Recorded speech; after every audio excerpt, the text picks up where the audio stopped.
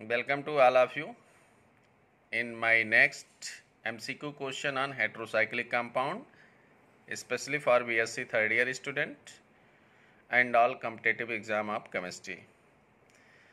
Which one of the product of following reaction? तो दिया है आपको रिएक्टेंट में फिनाइल रिंग से जुड़ा है CH2 CH2 NaS COH। तो नाइट्रोजन के एक तरफ फॉर्मिल ग्रुप दिखाई दे रहा है, दूसरी तरफ आपका इथाइल फिनाइल ग्रुप दिख रहा है। तो नाइट्रोजन के रिस्पेक्ट में अगर कार्बन फर्स्ट को हम अल्फा माने, सेकेंड को बीटा माने, तो बीटा फिनाइल इथाइल एमीन होगा। बट नाइट्रोजन से फॉर्मिल ग्रुप जुड़ा हुआ है तो उसे हम कह सकते हैं N formyl beta phenyl ethyl amine, या any acyl derivative of beta phenyl ethyl amine undergo treatment with PuCl3 and palladized carbon, condensation, cyclization and dehydrogenation takes place, gives isoquinoline।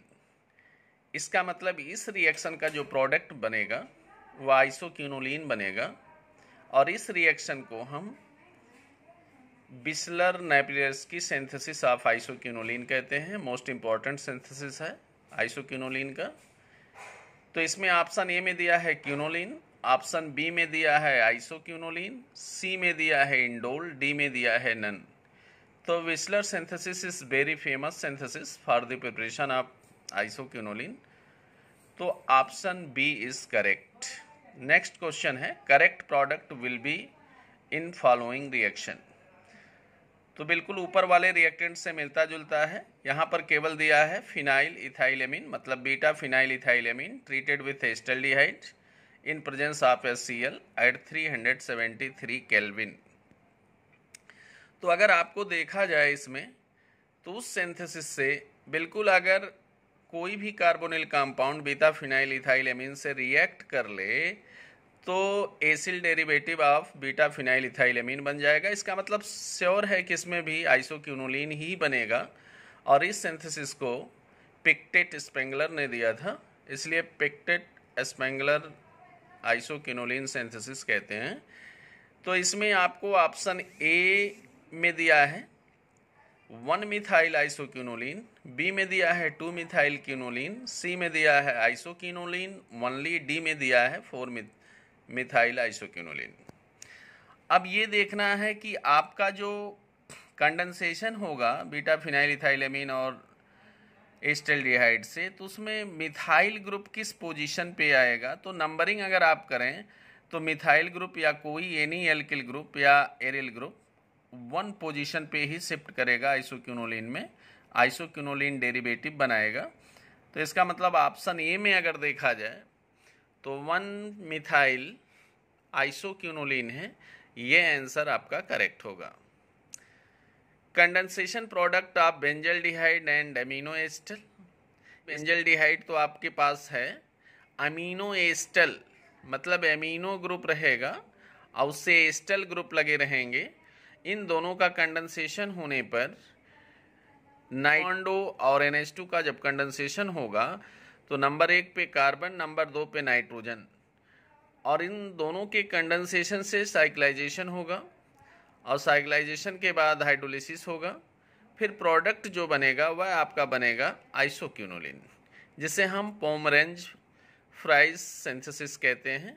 इसलिए ऑप्शन 4 दिए गए हैं, क्यूनोलिन, इंडोल, आइसोक्यूनोलिन, और D में दिया है all. तो इससे क्यूनोलिन तो नहीं बनेगा, इंडोल भी नहीं बनेगा। ऑप्शन सी जो आइसोक्यूनोलिन दिया है वह बनता है, पोमरेंज सिंथेसिस या पोमरेंज फ्राइज सिंथेसिस है आइसोक्यूनोलिन का।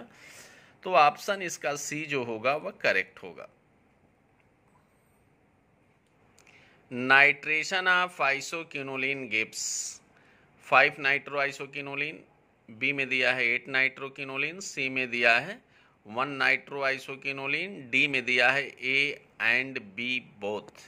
तो हमने पहले भी आपको बता दिया है कि जब इलेक्ट्रोफिलिक सब्स्टिट्यूशन क्यूनोलिन का या आइसोक्यूनोलिन का कराया जाता है नाइट्रेशन चाहे सल्फोनेशन चाहे halogenation in normal condition gives 5 and 8 both substituted product.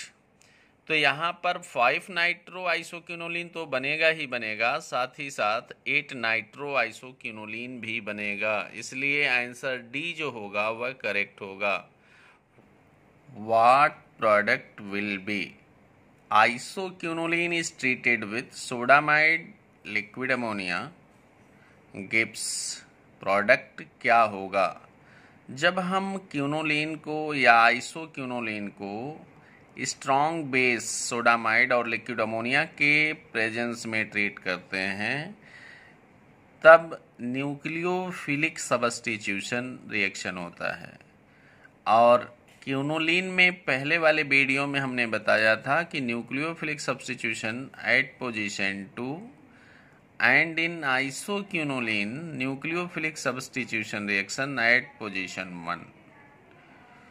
तो आपका अगर देखा जाए सोडामाइड और लिक्विड अमोनिया के साथ आइसोक्विनोलिन का ट्रीटमेंट अगर होता है तो sodamide is a strong base provides nucleophile NH2-। तो NH2 ग्रुप 1 पोजीशन पे जाके जुड़ेगा, नंबरिंग आपको दिया गया है। इसलिए जो प्रोडक्ट बनेगा 1 अमीनो आइसोक्विनोलिन। ऑप्शन ए में 2 अमीनो आइसोक्विनोलिन दिया है, बी में 1 अमीनो आइसोक्विनोलिन दिया है, सी में 3 अमीनो आइसोक्विनोलिन दिया है, डी में ऑल। तो जो आंसर बी होगा वह करेक्ट होगा। It is most important reaction because of this reaction was called Chichibabin reaction. जब हम किसी एरोमेटिक हेटेरोसाइक्लिक को जिसमें न्यूक्लियोफिलिक सब्स्टिट्यूशन रिएक्शन होता है अगर सोडामाइड लिक्विड अमोनिया के साथ ट्रीट होता है तो उसे हम चेची-बेबिन रिएक्शन कहते हैं। Oxidation product of following reaction isoquinoline undergo oxidation with alkaline KMnO4। Product क्या होगा? मैंने दोनों में से एक को कंफर्म बताया है, चाहे क्विनोलिन का आ जाए ऑक्सीडेशन चाहे आइसोक्विनोलिन का आवे, तो वहाँ भी आपको बताया गया होगा। यहाँ भी आप देख लें कि जब ऑक्सीडेशन कराते हैं क्विनोलिन का तो वहाँ क्विनोलिनिक एसिड बनता है, मतलब पिरिडीन 2,3 डाइकार्बोक्सिलिक एसिड बन जाता है। लेकिन यहाँ अगर आप करावें तो दोनों में कार्बन आपको मिलेंगे जहाँ पे फ्यूजन कार्बन है, इसलिए इसमें 2 प्रोडक्ट मिलेंगे। आइसोक्विनोलिनिक एसिड भी मिलेगा और थैलिक एसिड भी मिलेगा, मतलब ring A also oxidised and ring B भी ऑक्सीडाइज होगा। क्योंकि अगर रिंग ए को देखा जाए अगर वो ऑक्सीडाइज होता है तो पिरिडीन न्यूक्लियस बचेगा, उसके 3 और 4 पे जंक्शन जहां है वहां पे डाइकार्बोक्सिलिक एसिड ग्रुप मिलेंगे, तो उसे हम आइसोक्विनोलिनिक एसिड कह सकते हैं, जो ऑप्शन बी में दिया है। और जो ऑप्शन ए में दिया है वह थैलिक एसिड है। और अगर हम पिरिडीन न्यूक्लियस को ऑक्सीडाइज कर दें तो यहाँ पे थैलिक एसिड मिलेगा। तो ए में थैलिक, बी में आइसोक्विनोलिनिक एसिड, या 3,4 पिरिडीन डाइकार्बोक्सिलिक एसिड है। सी में ए एंड बी बोथ है, डी में नन है। इसलिए जो आंसर होगा सी वह करेक्ट होगा। Isoquinoline on oxidation with potassium permanganate gives 2 oxidation product, while quinoline on oxidation with potassium permanganate gives only 1 oxidation product। दोनों में ध्यान रखिएगा, क्वेश्चन मिलेगा। अगर इस आइसोक्विनोलिन को हम किसी पर एसिड के साथ ऑक्सीडाइज करा दें तो यहां पर आइसोक्विनोलिन 2 ऑक्साइड या एन ऑक्साइड मिलेगा। जैसे उसमें क्विनोलिन 1 ऑक्साइड या एन ऑक्साइड मिला था, उसी तरह इसमें मिलेगा isoquinoline 2 oxide. Product of following reaction will be, phenyl hydrazine दिया है और एसीटोन दिया है इन प्रेजेंस ऑफ PPA और कॉन्क H2SO4। प्रोडक्ट क्या होगा? फिनाइल हाइड्राजीन को हम कार्बोनिल कंपाउंड, कीटोन हो चाहे एल्डिहाइड हो चाहे साइक्लिक कीटोन हो, अगर पॉलीफॉस्फोरिक एसिड के साथ ट्रीट करते हैं इन प्रेजेंस ऑफ कॉन्क H2SO4 तो हमारा इंडोल बनता है और इसे हम फिशर इंडोल सिंथेसिस भी कहते हैं। तो ऑप्शन ए में इंडोल दिया है 2 मिथाइल इंडोल, ऑप्शन ए में दिया है 2 मिथाइल इंडोल, ऑप्शन बी में आइसोक्विनोलिन, ऑप्शन सी में दिया है क्विनोलिन, डी में दिया है नन। तो जब इसका रिएक्शन होता है तो हमारा डेरिवेटिव बनता है इंडोल का। तो यहाँ पर दिया है 2 methyl indole is the correct option, A is correct. In the following reaction product will be, orthonitrotoluene दिया है और इथाइल ऑक्सलेट अगर देखा जाए दिया है। इथाइल ऑक्सलेट जो दिया हुआ है उसका treatment sodium ethoxide, zinc HCl, heat और H3O+ एंड आल्सो हीट, जिसे नीचे नाम भी दिया गया है कि इसे रिसार्ट सिंथेसिस कहते हैं। ये भी इंडोल प्राप्त होता है इस सिंथेसिस से। तो आर्थोनाइट्रोटॉल्यूइन को अगर हम इथाइल ऑक्सलेट के साथ ट्रीट करें तो हमारा इंडोल प्रोडक्ट बनता है। इसमें ऑप्शन में 4 दिए गए हैं, indole, quinoline, isoquinoline, D none. तो इसमें ऑप्शन जो ए होगा वह करेक्ट होगा, इस रिएक्शन से इंडोल मिलेगा। Madelung method are used for the synthesis of, बिल्कुल मेडलंग मेथड से आइसोक्विनोलिन बनता है और इसमें दिया हुआ है रिएक्शन भी दे दिया है कि मेडलंग मेथड में कौन सा सबस्ट्रेट, कौन सा रिएक्टेंट यूज किया जाता है। अगर आप देखें मिथाइल को अगर हम छोड़ दें ज़रा सा तो बेंजीन रिंग से NaHCOCH3 ग्रुप जुड़ा है, जिसे आप बहुत पहले पढ़ चुके हैं कि इसे हम एस्टानिलाइट कहते हैं और एस्टानिलाइट के आर्थो पोजीशन पे मिथाइल ग्रुप है। तो जब आर्थो मिथाइल एस्टानिलाइट को हम स्ट्रॉन्ग बेस सोडामाइड और पोटेशियम टर्शियरी ब्यूटाक्साइड के साथ ट्रीट करते हैं तो कंडेंसेशन साइक्लाइजेशन हो जाता है और जो प्रोडक्ट मिलेगा यहाँ पे वह इंडोल या इंडोल डेरिवेटिव मिलेगा। तो ए में दिया है इंडोल, बी में दिया है 2 मिथाइल इंडोल मतलब इंडोल डेरिवेटिव, सी में दिया है क्विनोलिन, डी में दिया है आइसोक्विनोलिन। तो आपका इसमें पहले से ही बताएं कि इंडोल होगा कि इंडोल डेरिवेटिव होगा, तो यहाँ पे पता है कि इंडोल डेरिवेटिव बनेगा और 2 मिथाइल इंडोल इसका प्रोडक्ट होगा। ये मेडलंग सिंथेसिस है इंडोल का, इसलिए ऑप्शन बी जो होगा करेक्ट होगा। Product of whistler synthesis is, whistler synthesis also very famous synthesis for the preparation of indole. यहाँ पे दिया है एनिलीन फिनासिल ब्रोमाइड से, मतलब अगर देखा जाए तो ब्रोमोएस्टोफिनोन है जिसको कॉन्क H2SO4 के साथ ट्रीट करते हैं तो condensation followed by cyclisation takes place and gives indole derivative. तो यहाँ पे कौन सा इंडोल डेरिवेटिव बनेगा? पहला इंडोल है, बी फिनाइल 2 फिनाइल इंडोल है, सी में क्विनोलिन, डी में आइसोक्विनोलिन। तो सी डी वैसे कैंसिल आउट, ए और बी में आपको चेक करना है। अगर देखा जाए तो फिनाइल रिंग जो जुड़ा है फिनासिल ब्रोमाइड का वो एज ए साइड चेन पे मिलेगा 2 नंबर पे, तो फिनाइल इंडोल मिलेगा। ऑप्शन बी जो होगा वह करेक्ट होगा। एक इसका आखिरी क्वेश्चन है जिसमें से एक प्रोडक्ट तो कन्फर्मली आपको मिलना ही मिलना है। लिखा हुआ है correct product will be in the following reaction. MCQ question में कोई न कोई एक इसमें से मिल जाएगा और इसका बनाने पे कई क्वेश्चन बन जाते, तो हमने इकट्ठा कर दिया कि आपको अगर ये वीडियो पसंद आए देखेंगे तो उसको प्रोडक्ट को आप कंसीडर करते जाएंगे। इंडोल जो होता है वह इलेक्ट्रोफिलिक सब्स्टिट्यूशन रिएक्शन देता है, रिमर-टिमन देता है, गाटर-मान देता है, विल्स-मेयर-हॉक रिएक्शन देता है, मैनिच रिएक्शन देता है, रिमर-टिमन रिएक्शन देता है। मैंने सारे ऑप्शंस को इसमें डाल दिया है कि जो आप चाहें उससे प्रोडक्ट बना सकते हैं। तो अगर हम ए से शुरू करें कि जब इंडोल को HCN, HCl, AlCl3 मतलब ये जो रिएजेंट होता है गाटर-मान सिंथेसिस का होता है और एक गाटर-मान कोच सिंथेसिस है। तो Gattermann aldehyde synthesis, Gattermann coach aldehyde synthesis, जिसमें अगर CO कर दें या CN के जगह पे तो कोच हो जाएगा। और दोनों रिएजेंट फॉर्माइलेशन करते हैं, तो इसका मतलब इलेक्ट्रोफाइल जो होगा वह फॉर्मिल केटाइन बनेगा इसका, और फॉर्मिल केटाइन जो होगा एज इलेक्ट्रोफाइल इंडोल के 3 पोजीशन पे जाके जुड़ जाएगा।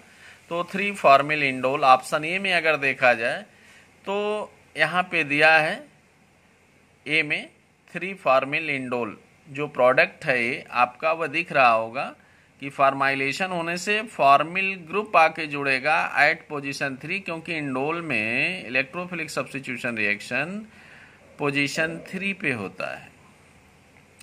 बी में देखा जाए कि इंडोल को अगर रिड्यूस किया जाए Na+H2 के साथ तो एक रिंग मतलब पाइराल रिंग जो होगा वह रिड्यूस हो जाएगा। तो जब रिड्यूस होगा तो उसके साथ साथ जो बेंजीन रिंग है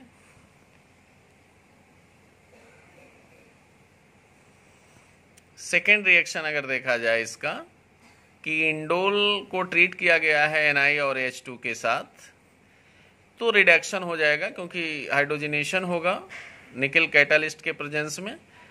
तो जो बॉन्ड हैं डबल बॉन्ड रिंग के अंदर वह क्या हो जाएंगे, रिड्यूस हो जाएंगे। और अगर आप देखें तो कितने पाई बॉन्ड हैं इंडोल के पास, तो एक पाई बॉन्ड आपका इसमें है पाइराल न्यूक्लियस में, और 3 पाई बॉन्ड जो हैं आपके बेंजीन न्यूक्लियस में है। तो 4 पाई बॉन्ड हैं, चारों रिड्यूस हो जाएंगे, दोनों रिंग बिल्कुल रिड्यूस हो जाएगा। तो इसमें अगर आप देखें तो 4 हाइड्रोजन आपके जुड़ने, 4 पाई बॉन्ड अगर हैं तो 8 हाइड्रोजन जुड़ेगा। तो अक्टा हाइड्रो इंडोल भी इसे कहते हैं। ये जो प्रोडक्ट बी बनेगा नीचे दिया गया है अक्टा हाइड्रो इंडोल। और सी में अगर देखा जाए कि जब sulphur trioxide in presence of pyridine treat करेंगे तो यह एक सल्फोनेटिंग मिक्सचर है SO3+ पिरिडीन। जब इसका सल्फोनेशन होगा इंडोल का तो इलेक्ट्रोफाइल जो होगा SO3 वह जाके जुड़ेगा पोजीशन 3 पे।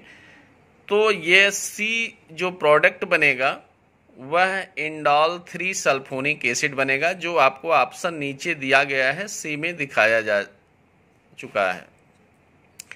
डी में देखा जाए तो जब इंडोल को हम थायोनिल क्लोराइड SOCl2 के साथ ट्रीट करते हैं, चाहे Br2NaOH के साथ ट्रीट करें, चाहे Cl2NaOH, चाहे I2, तो हाइलोजिनेशन हो जाता है इसका इंडोल का। जब हाइलोजिनेशन होगा तो तीसरे पोजीशन पे हाइलोजन जुड़ेगा इंडोल के। तो यहाँ क्लोरीनेटिंग मिक्सचर थायोनिल क्लोराइड है, इसलिए क्लोरीन ग्रुप क्लोरो ग्रुप जा करके इंडोल के 3 पोजीशन पे जुड़ेगा। तो ऑप्शन डी में बनेगा 3 क्लोरो इंडोल। और उसी तरह ई में चलें कि जब इंडोल को हम ट्रीट करते हैं CHCl3+NaOH, तो इस रिएक्शन को हम रिमर-टिमन रिएक्शन करते हैं। और रिमर-टिमन रिएक्शन में भी आपको पता है कि फॉर्माइलेशन होता है, CHO ग्रुप जुड़ता है। अगर बेस चेंज करें थोड़ा सा सोडियम मिथॉक्साइड या मिथॉक्साइड तो रिंग एक्सपेंशन भी हो जाता है। इसलिए ई में देखा जाए तो आपके दोनों प्रोडक्ट बनेंगे, 3 फॉर्मिल इंडोल भी बनेगा और 3 क्लोरो क्यूनोलिन भी बनेगा। मोस्ट इंपॉर्टेंट ध्यान रखिएगा, अगर दोनों ऑप्शन में है तो दोनों देना पड़ेगा, नहीं तो 3 फॉर्मिल इंडोल बनेगा। इसलिए ई दिया है ऑप्शन में एंड करके बीच में, दोनों को देख लीजिएगा, दोनों प्रोडक्ट इससे मिलते हैं। एफ में दिया है formaldehyde plus HCl in presence of di di methylamine. तो जहां पर फॉर्मल्डिहाइड HCl और एमीन होते हैं वहां पर मैनिच रिएक्शन हो जाता है।